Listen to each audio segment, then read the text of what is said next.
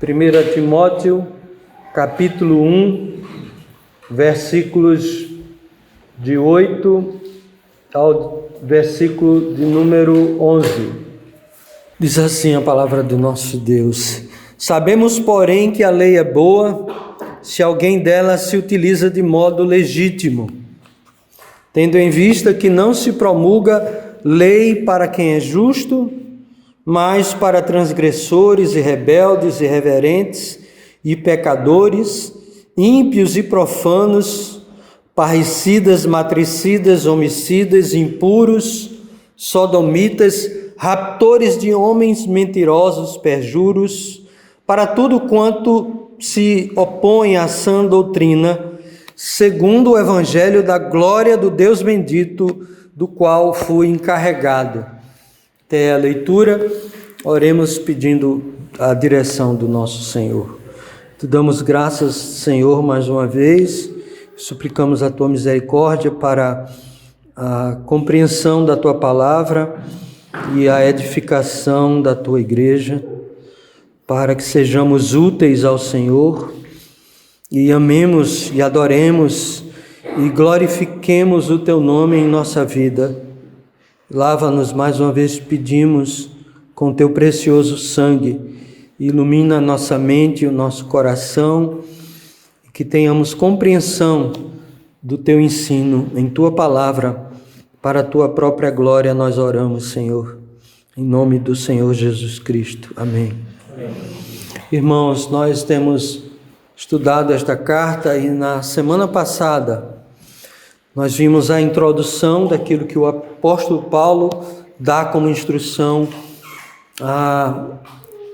o seu cooperador e pastor, o jovem Timóteo, entre os versos 3 e o verso de número 7. Nós podemos ver e observar nesta introdução que o apóstolo Paulo, na verdade, ele já havia dado instruções a Timóteo a respeito de como ele deveria proceder na casa de Deus. E ele repete mais uma vez as mesmas instruções, basicamente, em virtude, talvez, pela timidez, pela insegurança de Timóteo, de querer, de alguma forma, não ser o centro das atenções naquela igreja local. O apóstolo Paulo, então, repete as admoestações que já havia dado e também procura, de certa forma, tranquilizá-lo quando ele diz no verso de número 14 do capítulo 3 que ele espera rever a Timóteo brevemente. Mas enquanto ele não rever Timóteo brevemente, ele pede para que ele fique ciente, verso 15 do capítulo 3, de como se deve proceder na casa de Deus, que é a igreja do Deus vivo, coluna e baluarte da verdade. O principal motivo pelo qual ele escreveu esta carta é porque naquela igreja de Éfeso já havia um número relativamente considerável de professores e de mestres como instrutores daquela igreja, ensinando outra doutrina, e não a doutrina que era a doutrina padrão entre os apóstolos e os profetas do Antigo Testamento. Os irmãos podem observar no verso de número 3, no final, quando ele diz, a fim de que não ensinem outra doutrina. Então, a exortação, a admoestação que Paulo faz a Timóteo é para que ele não permita que estes falsos mestres, provavelmente presbíteros daquela igreja, não ensinem uma doutrina distinta do que era padrão entre as igrejas cristãs. O seu ensino, ou seja, o ensino destes falsos mestres, era focado em fábulas ou em mitos e genealogias sem fins, conforme diz o verso de número 4, ou seja, o ensino destes falsos mestres se fundamentava muito provavelmente nos escritos apócrifos e não no ensino inspirado da palavra de Deus do Antigo Testamento. Já havia muitos livros no período interbíblico produzido pelos judeus, cujo foco era a genealogia. Eles se concentravam em falar a respeito do antepassado deles e das famílias entre eles, e aparentemente este era o foco do ensino destes falsos mestres. E o apóstolo Paulo deixa claro que isso não promove a edificação da igreja, mas simplesmente discussões e não o serviço de Deus na fé, e não a edificação da igreja, conforme o verso número 4. Paulo então repete no verso 5, dizendo que o intuito da presente admoestação, a admoestação que Timóteo deveria dar a estes falsos mestres, visava ao amor que procede de coração puro e de consciência boa e de fé sem hipocrisia. Ou seja, a razão pela qual Timóteo deveria admoestar estes falsos mestres era na esperança de que eles viessem a se arrepender dos seus pecados, deste mau proceder, e voltasse a ensinar o ensino bíblico, o ensino conforme os apóstolos deixaram para aquela igreja. E ele conclui no verso 5 dizendo uma consciência boa, de fé sem hipocrisia. Por que ele diz isso? Provavelmente em virtude de que o ensino destes falsos mestres também se alinhava à ideia de que poderia se obter salvação aqueles gentios daquela igreja, simplesmente observando toda a lei do Antigo Testamento. Eles deveriam se tornar, de certa forma, judeus para poderem serem salvos.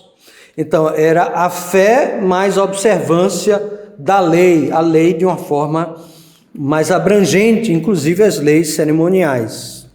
Paulo diz que alguns se desviaram destas verdades e que estes pretendiam se passar por mestres, não compreendendo, todavia, nem o que eles ensinavam, nem os assuntos sobre os quais faziam ousadas afirmações sem um mínimo de temor. Portanto, o apóstolo Paulo, a partir do verso 8, ele continua a falar sobre este mesmo tema e sobre este mesmo tipo de admoestação a estes falsos mestres. Os irmãos devem, portanto, observar a partir do verso 8 esse contraste que é feito com o verso de número 7. Observe o que Paulo diz. Sabemos, porém, que a lei é boa, se alguém dela se utiliza de modo legítimo. No verso 7, o apóstolo Paulo havia dito, pretendendo passar por mestres da lei, não compreendendo, todavia, nem o que dizem, nem os assuntos sobre os quais fazem ousadas afirmações ou asseverações. Esses falsos mestres, eles queriam se passar por doutores da lei, por conhecedores da lei. O apóstolo Paulo, então, em contraste com isso, diz a Timóteo, e se inclui, sabemos, porém, diferentemente destes falsos mestres, que a lei é boa. O apóstolo Paulo não nega que a lei é boa, como estes falsos mestres afirmavam. O que Paulo nega é o ensino errado, a aplicação errada da lei quanto ao seu propósito. Eles se utilizavam da lei porque ela era boa, de fato, mas o problema não estava na lei. O problema estava na interpretação da lei, ou a maneira pela qual eles estavam aplicando a lei para aquela igreja, como se a lei ou a observância da lei salvasse, como se fosse necessário nos submetermos à lei de uma forma ampla para que pudéssemos alcançar a justiça de Deus pelos nossos próprios méritos. Paulo concorda com eles ao afirmar que a lei é boa, entretanto, se ela não for utilizada de forma apropriada, a lei não causará o efeito para o qual ela foi dada por Deus. Ela estaria sendo utilizada de forma inapropriada, portanto, não cumprindo o seu propósito. É como um cirurgião querendo fazer uma cirurgia, utilizando um instrumento que não é próprio para aquela cirurgia. Ao invés de utilizar um bisturi, utilizar um martelo, um alicate, um serrote. O serrote, ele não foi concebido, não foi elaborado para ser utilizado numa cirurgia de um ser humano. O serrote foi concebido com outro propósito. A lei nos foi dada com um propósito bem definido pelo próprio Deus, e não ser utilizada apenas por uma questão de discussões de genealogia ou sendo utilizada como um meio para se obter a salvação. O apóstolo Paulo, portanto, ele diz: nós sabemos que a lei é boa. Porém, se alguém dela se utiliza de modo legítimo. Essa palavra legítimo é repetida na segunda carta de Paulo a Timóteo, no versículo de número 5 do capítulo 2, quando diz: igualmente o atleta não é coroado se não lutar segundo as normas. É a mesma palavra, legítimo. Ou seja, a lei deve ser utilizada de acordo com as normas estabelecidas pelo próprio Deus, e não de forma contrária àquilo para o qual Deus nos deu a lei. É esta palavra que o apóstolo Paulo utiliza aqui, norma ou modo legítimo, para que ela surta o efeito para o qual ela foi nos dada. Observe também que o apóstolo Paulo nos diz: sabemos que a lei é boa. A lei não era boa no Antigo Testamento, na Velha Dispensação. A lei continua sendo boa, sim, para nós crentes em Jesus Cristo, no tempo dos apóstolos, e ela continua sendo boa para nós hoje. Essa ideia de que a validade da lei se limitou ao Antigo Testamento não é o ensino bíblico. A lei é válida sim para nós hoje, se dela utilizarmos ou se a utilizarmos de modo legítimo. A lei do Senhor é boa. É também importante e necessário nós explicarmos que quando o apóstolo Paulo se refere à lei como sendo boa, é uma referência não apenas aos 10 mandamentos, não apenas à lei moral, mas também à lei cerimonial ou à lei religiosa, que de fato não tem qualquer utilidade para nós hoje, do ponto de vista salvífico ou do ponto de vista da prática desta lei. Ela não tem mais validade. A validade que ela tem, ou a validade que ela tinha, era apenas de apontar ou mostrar a necessidade do Messias vindouro. Por isso havia tantos sacrifícios de animais, por isso que havia um templo específico onde o povo iria adorar ao Senhor com o sacrifício de animais, conforme fizemos algumas leituras hoje, e outras coisas mais que apontavam para Cristo, e cujo autor de Hebreus fala em termos de sombras, e não da realidade vindoura. Mas o seu valor para nós hoje é apenas didático, é apenas revelacional. Não tem mais sentido nós dependermos mais de único local para adoração, ou de vestes sacerdotais, ou de sacrifício de animais. Cristo é o Cordeiro de Deus que tira os nossos pecados. Aquilo apontava para Ele. Ele já veio, não há mais necessidade de observarmos as leis cerimoniais como forma de sermos aceitos por Deus. Também a lei no seu aspecto civil.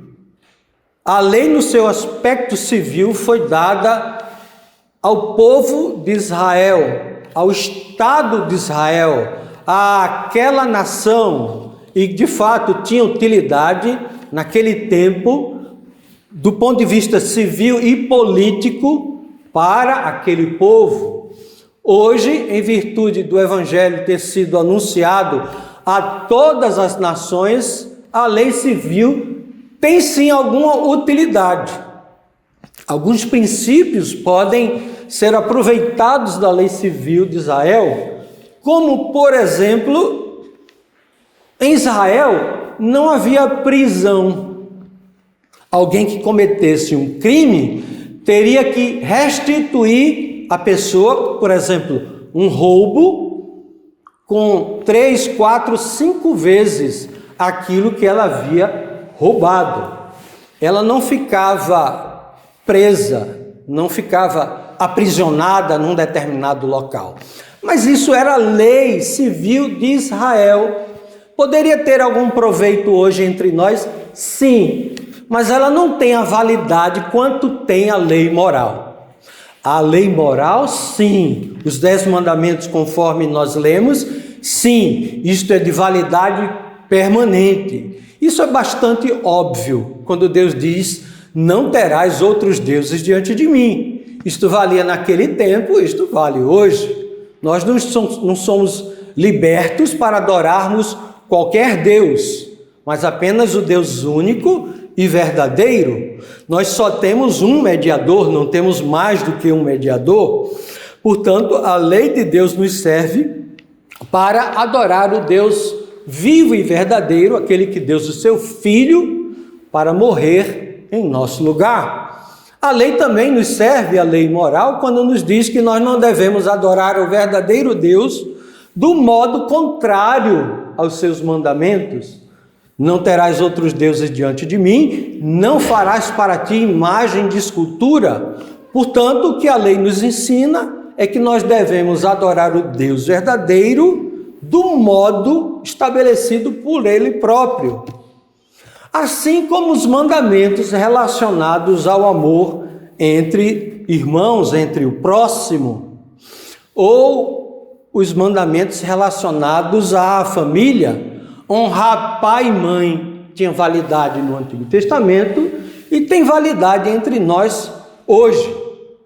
Porém, nenhum desses aspectos da lei tem validade ou tem alguma utilidade ou tem algum uso se for utilizado para que nós possamos conquistar a salvação diante de Deus, ou nos mostrar justos diante dele, para recebermos dele uma recompensa pela nossa justiça.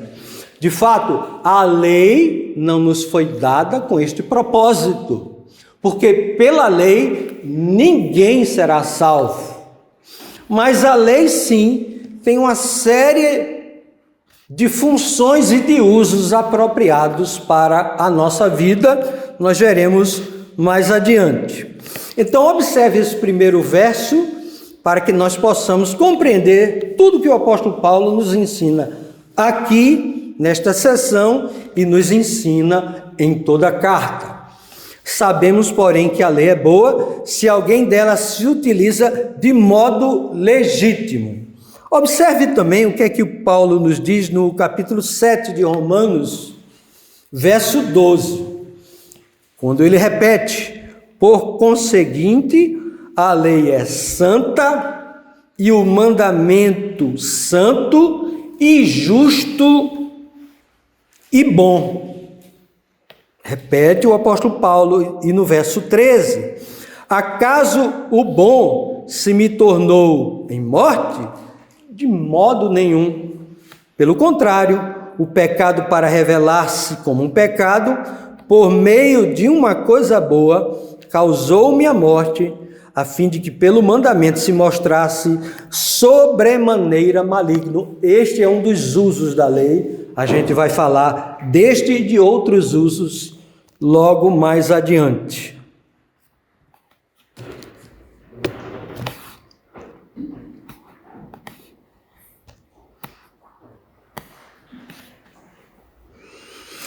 No versículo de número 16 de 2 Timóteo, no capítulo de número 3, é um texto bem conhecido, 2 Timóteo 3, 16, 17. 2 Timóteo 3, 16, 17.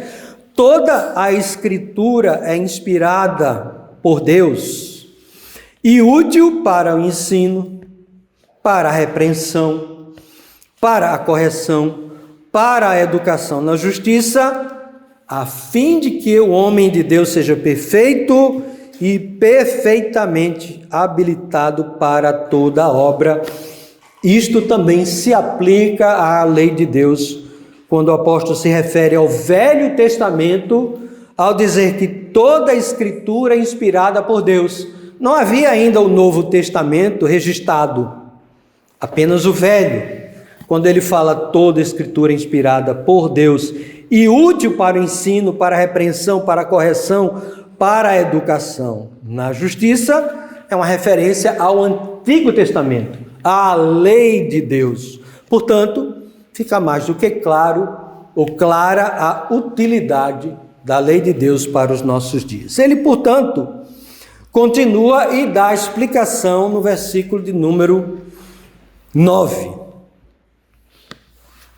Ele vai dizer o porquê que ele se refere à lei como sendo boa, se alguém se utiliza dela de modo legítimo. Ele deve ter em vista o quê? Tendo em vista, ele vai falar, portanto, do propósito da lei.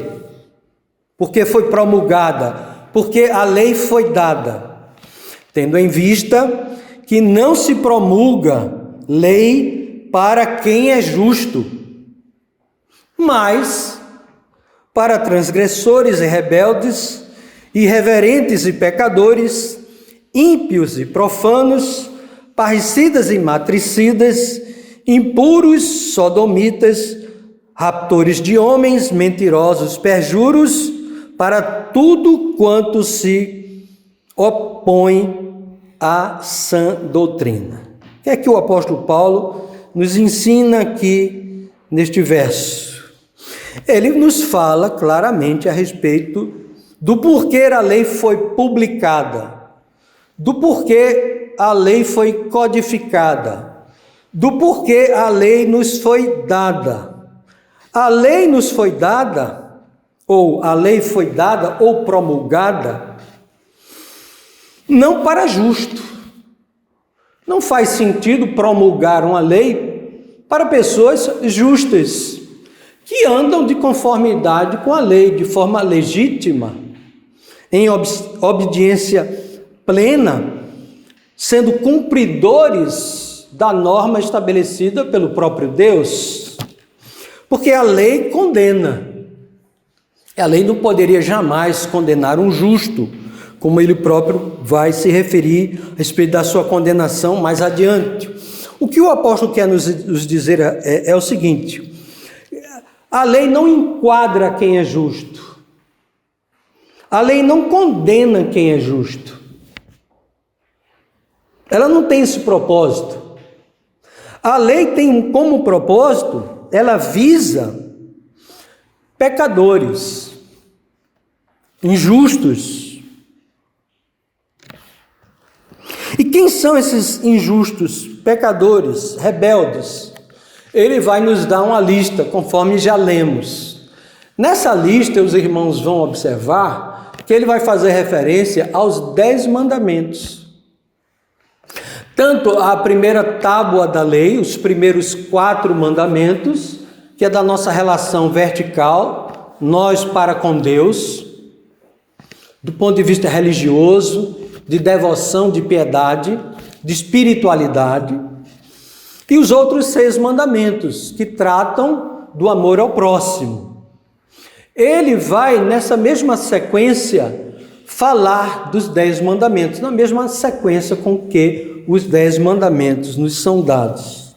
Mas, em primeiro lugar, para explicar este justo ao qual ele faz referência, e que, portanto, a lei não tem aplicabilidade para justos, por ser justo, obviamente, a palavra de Deus nos ensina que não há um justo, nenhum sequer. Todos se extraviaram, a umas se fizeram inúteis. Então, se ela não foi promulgada para justo, ela não foi promulgada para ninguém, visto que não há um justo nenhum sequer. Mas, obviamente, além do aspecto prático de alguém que é chamado de justo, ser, de certa forma, o relativamente cumpridor da lei, muito mais do que isso, o justo ao qual ele faz referência são aquelas pessoas que estão unidas a Cristo pela fé, em virtude da justiça de Cristo. Estes são considerados por Deus justos, não por sua justiça própria. A lei não os alcança, a lei não os enquadra como pessoas condenadas. A lei não os atinge, porque eles estão escondidos em Cristo. A lei de Deus não o atinge, porque pela fé ele se encontra em Cristo Jesus, na sua justiça. Ele é tido como justificado pela fé em Jesus Cristo. Estes na Bíblia é que são referidos como justo, e Jesus Cristo é referido como o justo, e o povo de Deus como justo, em virtude da justiça encontrada pela fé em Cristo. Portanto, aqueles que não estão pela fé unidos a Jesus Cristo são aqueles aos quais o apóstolo Paulo faz referência aqui, dizendo que a lei se adequa a estes transgressores, a estes rebeldes, ou seja, aos ímpios, que não têm Jesus Cristo como a sua justiça. Cristo, o apóstolo Paulo vai frisar isso, justiça nossa. Portanto, se há aqui alguém que não tem a sua justiça em Cristo, será encontrado no dia do juízo sem um intercessor, sem alguém que possa interceder por ele e oferecer a sua vida como que em resgate deste. Daí a necessidade de sermos achados em Cristo, não por causa de nossa justiça, mas em virtude da justiça dele. Pois não há um justo nenhum sequer, mas em Cristo nós encontramos justiça. Eu peguei apenas um breve exemplo do Antigo Testamento que talvez possa reforçar ou nos ajudar na compreensão disto. Eu creio que é o primeiro personagem real. Quando eu falo personagem, eu não estou falando de mito, estou falando da realidade revelada nas Escrituras, uma pessoa. E a primeira pessoa, salvo engano, que é referida como justa é Noé. Os irmãos podem acompanhar abrindo Gênesis, capítulo 6, versículo de número 9. Antes do dilúvio, Deus observa a humanidade e no verso 9 do capítulo 6 de Gênesis, diz assim: eis a história de Noé. Noé era homem justo e íntegro entre os seus contemporâneos. Noé andava com Deus. De fato, ele andava com Deus. Por isso que ele era tido como justo. Ele tinha Deus como sua esperança, como sua redenção, como sua salvação. E isso, de fato, era refletido na sua vida. Ele era justo e íntegro entre os seus contemporâneos. Então, se observava a vida de Noé e se observava a vida dos outros tantos e via integridade na sua vida. Não era uma justiça encontrada em Deus e que não era refletida na integridade do seu proceder. Não é isso que o Evangelho nos ensina.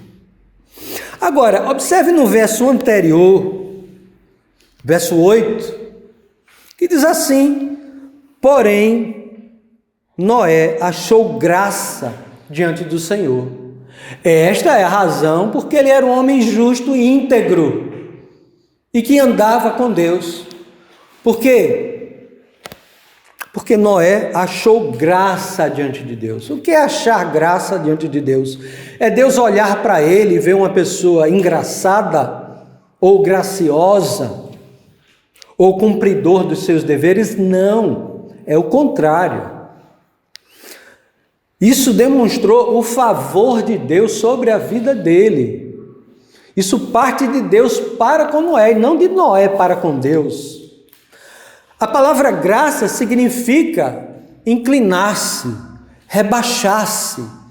Deus, ele foi tão misericordioso que ele se inclinou para Noé.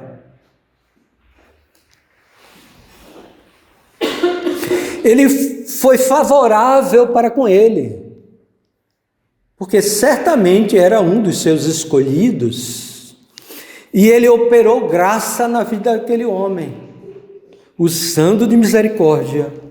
E por isso que a história de Noé é esta: homem justo e íntegro entre os seus contemporâneos. Noé andava com Deus, porque nós sabemos, Noé, assim como todos nós, era um pecador, um transgressor da lei de Deus. E o autor de Hebreus, para esclarecer ainda mais esta tese, nos vai falar a respeito do porquê. Hebreus 11, 7, quando diz: pela fé, observe, Noé, divinamente instruído acerca de acontecimentos que ainda não se viam, e sendo temente a Deus, aparelhou uma arca para a salvação de sua casa, pela qual condenou o mundo e se tornou herdeiro da justiça que vem da fé. Não é porque ele era o cumpridor das suas obrigações e Deus viu nele virtude e achou ele uma pessoa merecedora. Mas não, é em virtude da fé e não das obras. Ele se tornou herdeiro da justiça que vem da fé. Pela graça sois salvos mediante a fé. Isto não vem de vós, é dom de Deus. Não vem das obras, para que ninguém se glorie, pois somos feitura sua, criados em Cristo Jesus, para boas obras, palavras ditas por Paulo à igreja de Éfeso, esta mesma igreja para a qual ele se dirige ao se dirigir a Timóteo. Portanto, creio que fica mais do que claro quem é o justo ao qual o apóstolo Paulo faz referência. e que a lei não consegue condenar. Se a lei não consegue enquadrar ou condenar o justo, ela consegue enquadrar e condenar quem? É agora que nós vamos observar, então, os 10 mandamentos. Tendo em vista que não se promulga lei para quem é justo, mas transgressores. Os transgressores são aquele fora da lei, ou sem lei. Se fosse literalmente, seria um ateu, mas no sentido de sem Deus. É um ateu que até diz crer em Deus, mas ele não tem Deus. Ele anda fora da lei. Ele é um transgressor no que diz respeito à sua religiosidade, à sua maneira de se relacionar com Deus vivo e verdadeiro. É alguém sem Deus no mundo, é um fora da lei, rebeldes, ou seja, um insubordinado à lei de Deus. E uma referência clara aos primeiros 4 mandamentos, pecadores, irreverentes, ou seja, sem um temor reverente para com Deus, pecadores ímpios e profanos, alguém que despreza Deus e a sua lei, como, por exemplo, o uso vão do nome de Deus. Nós não devemos usar o nome de Deus em vão, usar o nome de Deus para qualquer coisa, como nós costumamos fazer. Isso é pecado, isso é profanar o nome de Deus. Como é profanar o nome de Deus quando não guardamos o 4º mandamento, desprezando o seu dia, o primeiro dia da semana. É o desprezo a Deus.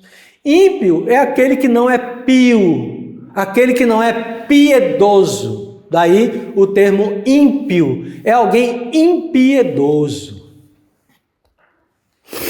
Estes verbos ou substantivos que são aqui utilizados, qualificativos para pecadores, são termos utilizados da relação do ímpio para com Deus. E agora ele vai fazer referência a quase todos os mandamentos, os outros 6, a partir de então. Observe: parricidas e matricidas. Parricidas e matricidas são aqueles que matam pai e mãe, que hoje se tornou comum e que não há punição, tem até premiação, tem um tempo de liberdade. Mas os parricidas e os matricidas, quem são? São aqueles que não honram pai e mãe. O 5º mandamento: honra teu pai e tua mãe, para que se prolongue os teus dias na terra que o Senhor teu Deus te dá. Versículo 12 de Êxodo 20, conforme a leitura que fizemos há pouco. Aqueles que não honram pai e mãe. Foi para estes que o mandamento foi dado. Não só enquadra, corre atrás destas pessoas como as condena. Não honram pai, não honram mãe. Homicidas, o próximo mandamento: não matarás. Verso 13 de Êxodo 20: não matarás, são os homicidas. Portanto, o 6º mandamento é para este que a lei foi dada para enquadrar e condenar estes, e que não tem a Cristo como sua justiça, obviamente. Impuros, que mandamento é este? É o mandamento impuros e sodomitas. A palavra sodomita é a palavra que faz referência à destruição de Sodoma e Gomorra, quando os homens queriam ter relações com outros homens. Que mandamento é este? É o 7º mandamento: não adulterarás. É aí que se enquadra os homossexuais. Não adulterarás. Não é só a relação entre marido e mulher, entre mulher e o seu esposo, mas qualquer relação que fuja ao padrão estabelecido por Deus. Homem com mulher, mulher com homem. Qualquer coisa relacionada ao sexo ou à intenção que fuja à lei estabelecida por Deus, incorre na quebra do mandamento: não adulterarás. Portanto, impuros ou prostitutos, poderia ser uma outra tradução, e sodomitas, homossexual, que tem relação com um par do mesmo sexo, são condenados aqui. Raptores de homens, ou seja, aqueles que escravizam os outros homens, como era comum.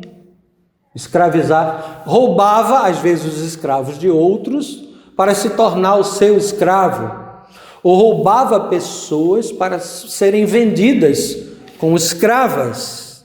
É mais um mandamento que aqui é condenado: não furtarás. Verso 15 de Êxodo 20. Mentirosos e perjuros. Qual é o mandamento?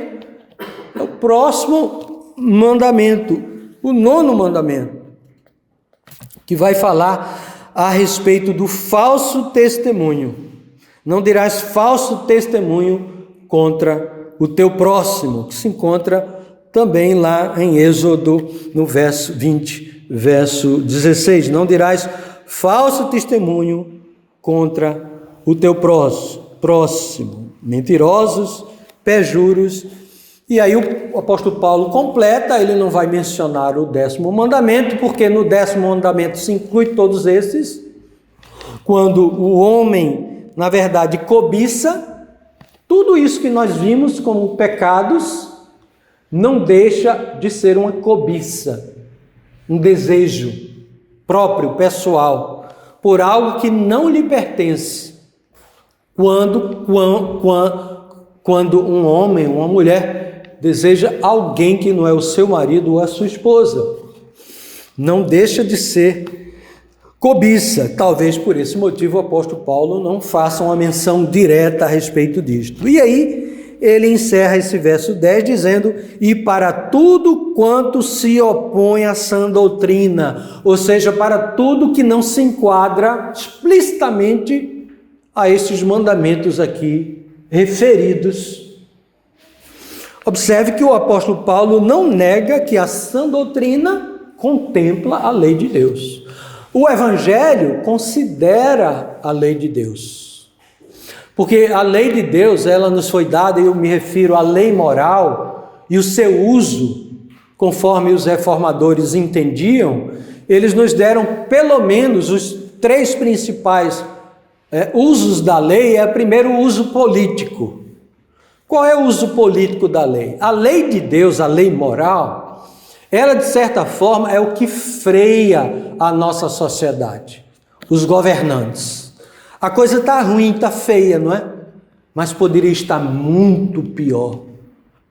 Mas a lei de Deus, na consciência do homem que foi impressa em seus corações, funciona como um travão, funciona como um freio e limita a sua maldade de certa forma.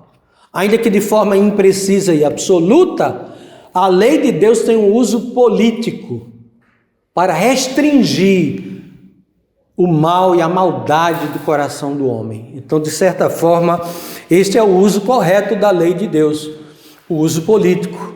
Ela também tem um uso pedagógico. O apóstolo Paulo vai falar da lei como um aio que nos conduz a Cristo, ou como um espelho, porque a lei moral, em primeiro lugar, mostra como um espelho os nossos pecados, a nossa miséria. Ela de fato funciona como um pedagogo ou como um aio para nos conduzir a Cristo quando o Espírito Santo nos dá arrependimento do que fazemos de errado. Então, ao mesmo tempo que funciona como espelho para percebermos os nossos defeitos, ela nos faz correr para Jesus Cristo, porque mostra as nossas mazelas, a nossa miséria, a nossa maldade. Daí o uso apropriado da lei, para mostrar quem nós somos e o quão necessitamos do Senhor Jesus Cristo, do seu amor, da sua misericórdia para conosco. E então a lei nos conduz a Cristo desta forma, mostrando a nossa miséria. E ela também tem um uso, além de pedagógico, ela tem um uso didático também, porque a lei nos é útil para a nossa santificação, lâmpada para os meus pés e luz para o meu caminho, conforme fizemos a leitura hoje. A lei de Deus para o crente nos é útil se usada para o nosso proceder diante de Deus, não como meio ou como uma validade de salvação, mas como uma maneira de andarmos em santidade de vida. Este é o uso correto, ou os três usos básicos e principais da lei de Deus. Funciona como um freio, funciona como um pedagogo e tem também o seu uso didático para a nossa vida. Mas ela nunca terá uso ou validade para como meio para a nossa salvação. Mas ela nos conduz sim a Cristo. Quando pregamos o Evangelho, a primeira coisa que devemos mostrar são os mandamentos de Deus, para que as pessoas percebam que elas são pecadoras, que elas são transgressoras da lei de Deus, que elas precisam de um advogado para serem salvas. E por último, o verso 11, o apóstolo Paulo complementa o que ele acabara de dizer no verso 10, impuros, sodomitas, raptores de homens mentirosos, perjúrios, para tudo quanto se opõe à sã doutrina, de acordo ou segundo o evangelho da glória do Deus bendito, do qual, diz o apóstolo Paulo, fui encarregado. É por meio dela, sendo usada de forma apropriada e correta, ela glorifica a Deus. Não traz glórias para o homem, traz glórias para Deus. Segundo o evangelho da glória do Deus bendito. Diz ele, do qual, deste evangelho, eu fui encarregado de pregar. Portanto, irmãos, concluindo assim, nós temos como aplicação, primeiro, olharmos para nós mesmos de acordo com o uso adequado e correto da lei de Deus. Se de forma nós temos desprezado esta lei, como se o crente pudesse viver de qualquer forma, visto que ele já tem um bilhete para o céu, ele já está salvo. Então ele pode andar como bem quiser, não existem regras para a vida dele. Este não é o uso correto da lei. A lei, de fato, nos é útil, não só para os ímpios, mas é útil também para nós, porque para o ímpio é condenação, mas para nós é para observarmos como está e avaliarmos a nossa vida. E que Deus é este que nos aceita apesar de nós, de nos conduzir em santidade de vida, em pureza, na nossa relação para com Deus e para com o próximo. Esta é a utilidade da lei de Deus para as nossas vidas. Que Deus assim, irmãos, tenha misericórdia de nós e nos abençoe com a sua santa lei, para que ela em nós cumpra o propósito para o qual ela nos foi dada, para a glória de Deus. Amém. Vamos orar. Senhor, nós te damos graças por tua santa lei, porque ela não somente aponta a nossa miséria, mas aponta o teu amor, a tua graça, teu favor e a tua misericórdia sobre nossas vidas. E ela nos dá esperança, Senhor, porque nós temos a quem recorrer e temos onde nos esconder da tua ira. Nos escondemos em Jesus Cristo, porque Ele levou sobre si os nossos pecados. Ele carregou-os todos, Senhor, na cruz do Calvário, e por isso Ele pode nos apresentar diante de Ti como justos, Senhor, apesar de pecadores. Também, Senhor, que Tu, pela Tua santa lei, nos freie de fazer aquilo que não é do Teu agrado. E que sempre sejamos conduzidos a Cristo em todo e qualquer momento de nossa vida. E que sejamos gratos pela Tua lei, Senhor, porque ela nos conduz em triunfo para a glória do Teu santo nome. Tem misericórdia de nós, nós agradecemos, Senhor, em nome do Senhor Jesus Cristo. Amém.